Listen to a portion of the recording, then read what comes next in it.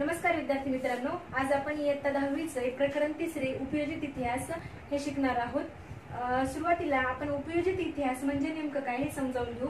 उपयोजित इतिहास म्हणजे नेमकं काय तर मिळवलेल्या ज्ञानाचा, इतिहासात मिळवलेल्या ज्ञानाचा आपल्या दैनंदिन जीवनामध्ये किंवा भविष्य काळामध्ये किंवा वर्तमान काळामध्ये आपण कशा पद्धतीने उपयोग करून घेऊ शकतो याला आपण उपयोजित इतिहास असं म्हणतो। आणि उपयोजित इतिहास या शब्दासाठीच जनांसाठी इतिहास किंवा पब्लिक हिस्ट्री हा शब्द वापरला जातो। मग इतिहासाचा नेमका आपल्या दैनंदिन जीवनाशी संबंध कसा जोडला जातो तर भूतकाळातल्या ज्या घटना असतात किंवा घडामोडी असतात आणि त्या ज्या आहेत तर त्याच्यावरून आपल्याला आपल्या दैनंदिन जीवनामध्ये किंवा वर्तमान काळामध्ये काही समस्या असेल तर त्याचा जो अर्थ आहे तर तो लावण्यासाठी किंवा मग त्या समस्या सोडवण्यासाठी आपल्याला भूतकाळातील ज्ञानाचा उपयोग करून घेता येतो। उपयोजित इतिहासामध्ये फक्त इतिहास तज्ञ किंवा मग इतिहास विषयातले अभ्यासक यांचा समावेश असतो का तर नाही, सर्वसामान्य लोकांचा सुद्धा त्याच्यामध्ये समावेश असतो। आणि तो समावेश जो आहे तर तो पर्यटनाच्या माध्यमातून असतो। कारण पर्यटन ती सामान्य व्यक्ती जेव्हा पर्यटनाला जातात तर त्यांना ऐतिहासिक स्थळांविषयी कुतूहल निर्माण होतं आणि ती स्थळं जतन करण्याचे किंवा संवर्धन करण्याचे जे प्रयत्न केले जातात तर त्याच्यामध्ये सामान्य व्यक्ती सुद्धा सहभाग नोंदवू शकते आणि ह्याचा समावेश सुद्धा उपयोजित इतिहासामध्ये होतो। यानंतर आपण समजावून घेऊया जनांसाठी इतिहास किंवा पब्लिक हिस्ट्री म्हणजे नेमकं काय तर इतिहासाविषयी बऱ्याचशा लोकांच्या मनामध्ये गैरसमज असतो की इतिहास फक्त हा विद्यार्थ्यांसाठी असतो किंवा मग इतिहास शिकणाऱ्या इतिहास तज्ञांसाठी असतो। तर ही संकल्पना जी आहे तर ती तशी नसून आपल्याला दैनंदिन जीवनामध्ये प्रत्येक सामान्य व्यक्तीला सुद्धा इतिहासाचा उपयोग करून घेता येऊ शकतो। मग त्याच्या आधारे आपल्याला आपले जे काही प्रश्न असतील, वर्तमान काळातल्या ज्या समस्या असतील तर त्या समस्या सोडवता येतात। त्याचबरोबर आर्थिक क्षेत्राशी इतिहासाचा संबंध नसतो हाही गैरसमज यातून दूर करता येतो। कारण आपल्याला दैनंदिन जीवनाशी जेव्हा इतिहासाची आपण सांगड घालतो किंवा त्याची नाळ जोडतो तर ती संकल्पना म्हणजे जनांसाठी इतिहास होय। परदेशामध्ये वेगवेगळ्या संस्था ज्या आहेत तर ते इतिहासाचे अभ्यासक्रम शिकवतात। त्यापैकी भारतामध्ये Srishti institute of technology and design ही जी संस्था आहे तर ती सेंटर फॉर पब्लिक हिस्ट्री याच्याने एक स्वतंत्र विभाग इतिहासाचा चालवते। त्याच्या मार्फत इतिहासाचं संशोधन आणि प्रकल्प जे आहेत तर ते तयार केले जातात। यानंतर आपण उपयोजित इतिहास आणि विविध विषयांमधलं संशोधन जे आहे तर त्याचा संबंध कसा लावला जातो याचा अभ्यास करूयात। आता वेगवेगळे विषय आहेत त्याचा इतिहास असतो कारण एखादा विषय शिकत असताना त्याच्या प्राचीन गोष्टी ज्या आहेत किंवा एखादी त्याच्या अगोदरचा पूर्वीचा इतिहास सुद्धा आपल्याला समजावून घ्यावा लागतो। उदाहरणार्थ आपल्याला देता येतील की तंत्रज्ञान, विज्ञान तंत्रज्ञानामध्ये प्रगती झाली, तत्वज्ञान असेल, भाषा असेल, कला असेल किंवा साहित्य क्षेत्र असेल तर या सर्व क्षेत्रांचा इतिहास आपल्याला जाणून घ्यावा लागतो। कारण पूर्वीचा काळ किंवा जे प्राचीन काळामध्ये शिकलेले जे विषय आहेत तर ते आतापर्यंतच्या विषयामध्ये जे काही झालेले बदल आहेत, महत्वपूर्ण बदल किंवा घडामोडी आहेत तर त्या सर्वांचा इतिहास आपल्याला समजून घ्यावा लागतो। आणि ह्या सर्व विषयांचा इतिहास समजून घेतल्याशिवाय त्या विषयामध्ये स्थित्यंतर लक्षात येत नाही। त्याच्यापैकी पहिला जो प्रकार आहे तो म्हणजे तत्वज्ञान। तत्वज्ञानाचा इतिहास का अभ्यासाला लागतो तर तत्वज्ञानामध्ये ज्या काही बाबी असतात, साधारणतः तत्वज्ञानाची भाषा नेमकी कोणती आहे किंवा तत्वज्ञान नेमकं कुणासाठी लिहिलं जातं आणि तत्वज्ञानाचा विषय काय आहे तर याचा इतिहासही आपल्याला समजावून घ्यावा लागतो। त्याच्यानंतर विज्ञानामध्ये नेमका आपल्याला अभ्यास कोणता करायचा असतो तर विज्ञान अभ्यासत असताना विज्ञानाचा इतिहास, एखादा शोध असेल किंवा एखादे संशोधक असतील किंवा एखादी प्रक्रिया असेल, एखादा उद्योग असेल तर ह्या सर्व गोष्टींचा नेमका इतिहास अभ्यासल्यानंतर आपल्याला त्या प्राचीन विषयातील माहिती समजायला मदत होते। त्यानंतर आपण तंत्रज्ञानाचा इतिहास नेमका का अभ्यासावा लागतो तर तंत्रज्ञान, शेती तंत्रज्ञान असेल किंवा मग इतर जे काही तंत्रज्ञान असेल, शैक्षणिक असेल किंवा मग व्यावसायिक तंत्रज्ञान असेल तर ह्या सर्व तंत्रज्ञानांमध्ये होत गेलेले बदल जे आहेत तर ते बदल आपल्याला तंत्रज्ञानाच्या इतिहासातून अभ्यासायला मिळतात। उदाहरणार्थ आपल्याला सांगता येईल मानवाने दगडी हत्यारांचा शोध लावला आणि दगडी हत्याराच्या शोधानंतर तेव्हापासून ते आतापर्यंत मानवी जीवनामध्ये जे काही तंत्रज्ञान अंतर्भूत झालं तर त्या सर्व बाबींचा इतिहास आपल्याला या तंत्रज्ञानाच्या इतिहासातून अभ्यासायला मिळतो। यानंतर आपल्याला उद्योगधंदे आणि व्यापार यांचा इतिहास अभ्यासावा लागतो कारण मानवामध्ये किंवा मग मानवी व्यापार जे असतात, उद्योगधंदे असतात तर त्याच्यामध्ये मानवी परस्पर संबंध सुद्धा महत्वाचे असतात। मग नेमकं व्यापाराची सुरुवात कधीपासून झाली किंवा नेमकं व्यापारामध्ये होत गेलेले बदल, पूर्वीच्या काळी कशा पद्धतीने व्यापार चालायचा किंवा उद्योगधंद्यांमध्ये होत गेलेले जे बदल आहेत तर ते बदल आपल्याला त्या उद्योगधंद्यांच्या आणि व्यापाराच्या इतिहासातून अभ्यासायला मिळतात। त्याचबरोबर मानवाची जी जडणघडण आहे नेमकी व्यापाराशी किंवा उद्योगधंद्यांशी कशा पद्धतीने संबंधित आहे तर या सर्व बाबींचा अभ्यासही आपल्याला उद्योगधंदे आणि व्यापार यांच्या इतिहासातून माहिती मिळवता येते। यानंतरचा जो मुद्दा आहे तो म्हणजे व्यवस्थापनशास्त्र. व्यवस्थापनशास्त्र म्हणजे काय, तर व्यवस्थापनामध्ये आपण व्यवस्थापन म्हणजे पूर्वीचे जे काही व्यापार होते किंवा विक्री कशा पद्धतीने चालायची, उद्योगधंदे नेमके कोणते होते, किंवा ह्याचं जे व्यवस्थापन म्हणजे मानवी संबंध किंवा मग विक्रीची जी काही मूल्य आहेत, तर त्या सर्व बाबींचा इथे अभ्यास जो आहे तर तो व्यवस्थापन शास्त्रामध्ये केला जायचा. आणि व्यवस्थापन शास्त्राच्या अभ्यासामध्ये जे काही पूर्वीच्या काळामध्ये नेमका मानवी संबंध जे आहेत, मानवी संबंध, तर मानवी संबंधाचाही विचार याच्यामध्ये केला जातो. आणि या संबंधाचाच विचार करून पुढे व्यवस्थापन शास्त्र ही जी संकल्पना आहे तर ती वापरली जाते. मानवी संबंधामध्येच जे काही मानसिकता, लोकांची जी मानसिकता आहे, एखादा व्यापार किंवा उद्योगधंदे, त्याचबरोबर ज्या काही संस्था आहेत म्हणजे विक्री जे काही व्यवसाय किंवा विक्री करणाऱ्या ज्या काही संस्था आहेत तर त्या संस्थांचा जो काही डोलार आहे तर तो या व्यवस्थापन शास्त्राशी संबंधित असतो. त्याच्यामुळे व्यवस्थापन शास्त्राचा इतिहास सुद्धा अभ्यासणं गरजेचं असतं. त्याच्यानंतर कला ज्या आहेत तर भारतामध्ये बऱ्याचशा कला अस्तित्वात आहेत आणि त्या कलांचा इतिहास समजून घेणं आणि सद्यस्थितीमध्ये त्या कलांमध्ये झालेला विकास जो आहे, त्याचबरोबर प्राचीन ज्या कला आहेत तर त्या प्राचीन कला, त्यांच्याशी संबंधित जे कलाकार असतील किंवा त्या कलाकारांची मानसिकता असेल, तर ह्या सर्व बाबींचं मर्म जाणून घेण्यासाठी आपल्याला कलेचा इतिहास अभ्यासावा लागतो. त्याच्यानंतर मानव विज्ञान शाखा. मानवी विज्ञान शाखा नेमक्या कोणकोणत्या आहेत, तर त्या म्हणजे इतिहास, राज्यशास्त्र, अर्थशास्त्र,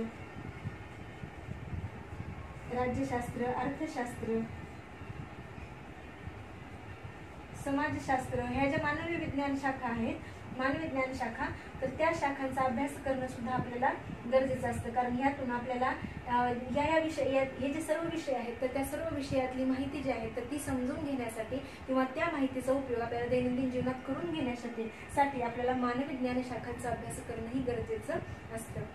जगाची उत्पत्ती नेमकी कशी झाली त्यासंबंधीची मिथके असेल, देवदेवतांच्या कथा कहाण्या असतील किंवा मानवी सहसंबंध असेल, मानवांनी देवांना प्रसन्न करण्यासाठी केलेले विधी असतील किंवा मग हे जे काही सर्व विषय आपण शिकतो तर त्याची तात्विक प्रणाली असेल, ह्या सर्व बाबींचा करताना आपल्याला तत्वज्ञान विषयाचा सुद्धा अभ्यास करावा लागतो. आणि हे जे विषय आहेत तर त्या विषयाचं तत्वज्ञान समजून घेण्यासाठी आपल्याला ह्या विषयाचा इतिहास अभ्यासावा लागतो. त्यात नेमकं उपयोजित इतिहास आणि वर्तमान काळाचा नेमका संबंध काय, तर उपयोजित इतिहास म्हणजे काय हे समजावून घेताना आपल्याला या दोन्ही प्रश्नांची उत्तरं एकत्र मिळतात.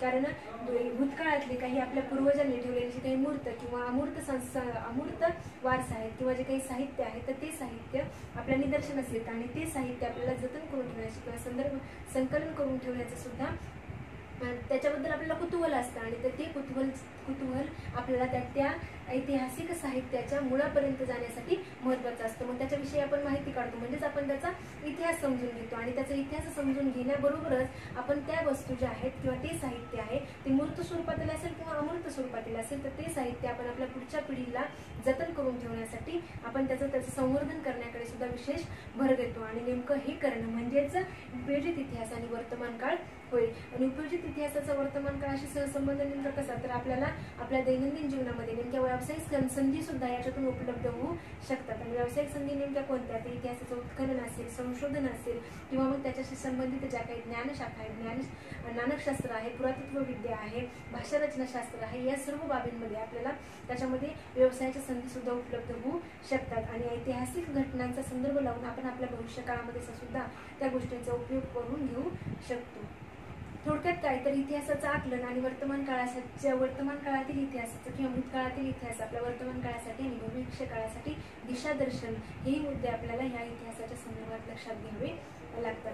त्याच्यानंतर आपण अभ्यासूयात सांस्कृतिक आणि नैसर्गिक वारशाचं व्यवस्थापन नेमकं कशा पद्धतीने करायला हवं. आणि वारसा म्हणजे काय, तर आपल्या पूर्वजांनी आपल्यासाठी ज्या काही गोष्टी जतन करून ठेवलेल्या आहेत किंवा त्यांच्यात आपल्याला त्यांच्या ज्या मिळालेल्या वस्तू आहेत, पुरातत्व वस्तू आहेत किंवा मग साधनं आहेत, साहित्य आहेत, परंपरा आहेत, तर त्या सर्व साधनांचा किंवा त्या साहित्याचा समावेश मूर्त अमूर्त कल्पनांचा समावेश आपल्याला वारशामध्ये करता येईल. वारशाचे नेमके दोन प्रकार पडतात. त्याच्यापैकी पहिला जो प्रकार आहे तो म्हणजे सांस्कृतिक वारसा आणि दुसरा म्हणजे नैसर्गिक वारसा. सांस्कृतिक वारसा यालाच आपण मानवनिर्मित वारसा असं म्हणतो. कारण मानवनिर्मित म्हणजे यासाठी की कारण ह्या गोष्टी ज्या आहेत त्या मानवाने निर्माण केलेल्या आहेत आणि त्यात तो जे आहे ते एका पिढीकडून दुसऱ्या पिढीकडे तो वारसा पुरवला गेलेला आहे. आणि नैसर्गिक वारसा म्हणजे काय, तर नैसर्गिक वारसा म्हणजे ज्या काही निसर्गात उपलब्ध असलेल्या वस्तू आहेत, निसर्गातील उपलब्ध साहित्य आहे जे की नैसर्गिक आहे, तर त्याचा समावेश आपण नैसर्गिक वारशामध्ये करतो. उदाहरणार्थ पहिला जो मुद्दा आहे तो म्हणजे सांस्कृतिक वारसा. तर सांस्कृतिक वारशाचे दोन प्रकार पडतात. त्याच्यापैकी पहिला जो प्रकार आहे तो म्हणजे मूर्त सांस्कृतिक वारसा. मूर्त म्हणजे काय, त्याच्या दिसणाऱ्या गोष्टी आहेत. मग मूर्त सांस्कृतिक वारशामध्ये नेमकं कोणकोणत्या गोष्टीचा समावेश होतो, त्याच्यामध्ये प्राचीन स्थळे असतील, वास्तू असतील, शिल्प असतील, ज्या काही नाणी, लेणी, मुद्रा, ताम्रपट, शिलालेख ह्या ज्या काही बाबी आहेत त्या सर्व बाबींचा समावेश हा मूर्त सांस्कृतिक वारशांमध्ये होतो. त्याच्यानंतर सांस्कृतिक वारशामध्ये दुसरा जो प्रकार आहे तो म्हणजे अमूर्त सांस्कृतिक वारसा. अमूर्त म्हणजे काय, तर न दिसणारा, जो की थोडक्यात एका पिढीकडून दुसऱ्या पिढीकडे फक्त तो मौखिक परंपरेने किंवा मग सादरीकरणाच्या माध्यमातून एक पिढी दुसऱ्या पिढीला शिकवते आणि त्याच पद्धतीने ते जे तो जो वारसा आहे तर तो एका पिढीकडून दुसऱ्या पिढीकडे पोहोचवला जातो. उदाहरणार्थ आपल्याला सांगता येतील की मौखिक परंपरा, कथा, कहाण्या, पोवाडे जे काही आहेत त्यांचा. त्याच्यानंतर पारंपरिक जे ज्ञान मिळवलं जातं, वैदिक संस्कृतीमध्ये सुद्धा हे जे ज्ञान आहे ते एका पिढीकडून दुसऱ्या पिढीकडे दिल्या जायचं. तसं पारंपरिक ज्ञान असतील, धार्मिक विधी करण्याच्या ज्या पद्धती आहेत त्या पद्धती असतील किंवा त्याचबरोबर कला सादरीकरण असेल, वेगवेगळ्या कला, तुम्ही आपण अभिजात कला, जन्मजात कला ज्या काही आपण अभ्यासतो तर त्या कला असतील, त्या कला एका पिढीकडून दुसऱ्या पिढीकडे पोहोचवल्या जातात. आणि त्याचबरोबर जे काही समूह पारंपरिक कौशल्य करणारे जे काही समूह असतील किंवा गट असतील तर त्यांचाही समावेश या अमूर्त सांस्कृतिक वारशामध्ये होतो. त्याच्यानंतर दुसरा जो प्रकार आहे तो म्हणजे नैसर्गिक वारसा. नैसर्गिक वारशामध्ये प्राणी जे काही निसर्गामध्ये बऱ्याचशा प्राण्यांच्या जाती आहेत आणि त्याचंही जतन आपल्याला करायचं आहे. तसं शासनाने त्या संबंधी बरेचसे नियम किंवा धोरणं लागू केलेली आहेत, परंतु तरीही आपल्याला वैयक्तिक इतिहासाचं संशोधन, इतिहासाचा अभ्यास आणि इतिहासाचा विद्यार्थी म्हणून का होईना परंतु तरीही आपल्याला नैसर्गिक वारशाचं जतन करायला हवं. त्याच्यासाठी आपल्याला प्राण्यांची काळजी घेणं, त्याचबरोबर वनस्पती, कुठलीही वनस्पती म्हणजे झाडे लावा झाडे जगवा या तत्वानुसार झाडे न तोडणं, याचबरोबर वनस्पतींचं वेगवेगळ्या ज्या काही दुर्मिळ होत चाललेल्या वनस्पती आहेत तर त्या वनस्पतींचं जतन आणि संवर्धन करणं ही आपल्या नैसर्गिक सांस्कृतिक वारसा जतन करण्याचा एक पर्याय असू शकतो. त्याच्यानंतर तिसरा जो प्रकार आहे तो म्हणजे प्राणी आणि वनस्पती ह्या सर्वांना पूरक अशा परिसंस्था किंवा भूरचनात्मक वैशिष्ट्ये असतील तर ह्या बाबींचा अभ्यासही आपल्याला नैसर्गिक वारशामध्ये करता येऊ शकतो. आणि हा जो नैसर्गिक वारसा आहे तर तो एक मानव म्हणून आपल्याला जतन करणं आवश्यक आहे, कारण हा जर परिसंस्थेचा किंवा भूरचनात्मक वैशिष्ट्यांचा जर तोड नसला तर ह्याचे परिणाम आपल्या पूर्ण मानव जातीला भोगावे लागतील. आपल्या नैसर्गिक वारशाचं जतन केलं जावं यासाठी युनेस्कोने आपल्या जे काही तत्वे आहेत किंवा मूल्य आहेत तर ती जाहीर केलेली आहेत, काही धोरणं जाहीर केलेली आहेत. त्याच्या आधारे प्रत्येक नागरिकांना हे जे काही धोरणं आहेत तर ते मानणं गरजेचं आहे आणि त्यानुसार आपल्याला प्राणी, वनस्पती, ज्या काही प्राणी आणि वनस्पती जगवणाऱ्या जे काही भूरचना आहेत, भूरचनात्मक वैशिष्ट्ये आहेत किंवा परिसंस्था आहेत तर त्याचं जतन आणि संवर्धन करणे हे प्रत्येक व्यक्तीचं कर्तव्य आहे. युनेस्कोच्या जागतिक वारसा स्थळाच्या यादीत 2012 मध्ये पश्चिम घाटाचा समावेश केला गेला.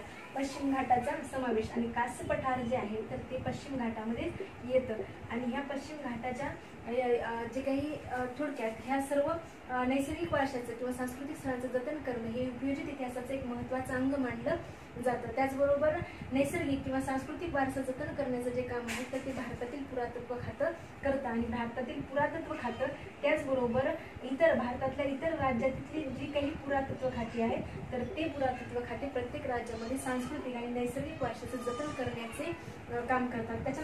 त्यानंतर भारतामध्ये Indian national trust for art and cultural heritage ही 1984 पासून ही एक संस्था कार्यरत आहे, जी की स्वयंसेवी संस्था आहे. हिच्या माध्यमातून सुद्धा सांस्कृतिक आणि नैसर्गिक वारशाचं जतन आणि संवर्धन करण्याचे प्रयत्न केले जातात. त्याचबरोबर हे जे नैसर्गिक सांस्कृतिक वारसा आहे तर त्याचे जतन जे आहे तर ते एका पिढीकडून दुसऱ्या पिढीकडे हस्तांतरित करताना त्यामध्ये वेगवेगळ्या तज्ज्ञांचा सुद्धा सहभाग आवश्यक असतो आणि याच्यामध्ये काही स्वयंसेवी तज्ज्ञ असतील किंवा मग काही शासकीय तज्ज्ञ असतील तर यांच्या सहभागाच्या आधारे आपण सांस्कृतिक आणि नैसर्गिक वारशाचं जतन आणि संवर्धन करू शकतो.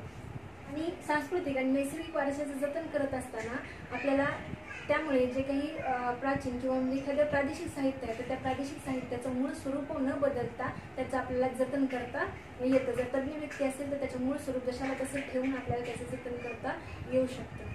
नेमकं स्थानिक समाज त्यांची जडणघडण कशा पद्धतीने झाली, त्याचबरोबर त्यांची आतापर्यंत वाटचाल कशी झाली, तर याचा सर्व बाबींचा आढावा जो आहे तर तो आपल्याला त्या इतिहास वारशाच्या माध्यमातून घेता येतो. सांस्कृतिक वारशाचं किंवा नैसर्गिक वारशाचं जतन करताना त्या एखाद्या प्रदेशामध्ये एखाद्या व्यक्ती राहत असतील तर त्या व्यक्तींच्या भावना दुखावल्या जाऊ नयेत याकडे सुद्धा आपल्याला लक्ष देता येते. त्याचबरोबर स्थानिक लोकांना आपल्या संशोधनामध्ये किंवा संवर्धन करण्यामध्येही सहभागी करून घेता येतं आणि त्याचबरोबर त्याच्यामध्ये उपलब्ध असलेले ज्या काही व्यावसायिक संधी असतील तर त्या व्यावसायिक संधीमध्ये सुद्धा त्यांना स्थानिक लोकांना सहभागी करून घेता येऊ शकते. उपयोजित इतिहासाशी संबंधित काही व्यावसायिक क्षेत्र सांगता येतात. त्यापैकी पहिले जे क्षेत्र आहे ते म्हणजे संग्रहालय आणि अभिलेखागार. अभिलेखागार हा जो शब्द आहे तो आपण यापूर्वीही शिकलोय. त्याचबरोबर ऐतिहासिक स्थळांचे जतन आणि संवर्धन करण्याचे प्रयत्न केले जातात, त्यामध्ये तुम्हाला व्यवसायाच्या संधी उपलब्ध होऊ शकतात. त्याचबरोबर पर्यटन आणि आतिथ्य, पर्यटनाशी संबंधित जेवढी काही व्यावसायिक क्षेत्र असतील तर त्या सर्व बाबींविषयी त्याच्यामध्येही आपल्याला व्यावसायिक क्षेत्रांमध्ये सहभागी होता येऊ शकतं. त्याच्यानंतर मनोरंजन आणि संपर्क माध्यमांमध्ये सुद्धा आपल्याला व्यावसायिक संधी उपलब्ध होऊ शकतात. मग यासाठी नेमकं कोणकोणत्या तज्ज्ञ व्यक्तींची आवश्यकता असते, तर एक म्हणजे स्थापत्य विशारद असतील, स्थापत्यशास्त्रामधले जे काही तज्ज्ञ असतील तर त्यांची आवश्यकता. त्याच्यानंतर अभियंते असतील, इंजिनियर्स आपण ज्यांना म्हणतो. त्याच्यानंतर पुरातत्वज्ञ, पुरातत्व खात्याचे संशोधन किंवा त्याची माहिती संकलित करणारे किंवा त्याच्याबद्दल जे काही शोध निबंध लिहिणारे. त्याचबरोबर संग्रहपाल, संग्रह करून ठेवणारे. त्याचबरोबर समाजशास्त्रज्ञ, सामाजिक विभागीय असतील किंवा समाजाचा अभ्यास करणारे समाजशास्त्रज्ञ असतील.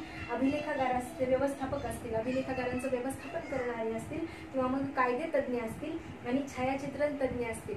आता एवढ्याच गोष्टींवर भागत नाही तर पुढे चालून ह्या सर्व जे काही तज्ज्ञ व्यक्ती आहेत तर त्या तज्ज्ञ व्यक्तींना इतिहासातले स्थळ काल व्यक्ती जे काही म्हणजे पुरातत्व साधने आहेत तर त्या सर्व साधनांविषयी माहिती असणं आवश्यक असतं आणि या माहितीच्या आधारेच त्यांना या ज्या काही व्यावसायिक संधी आहेत तर त्या व्यावसायिक संधी उपलब्ध होऊ शकतात.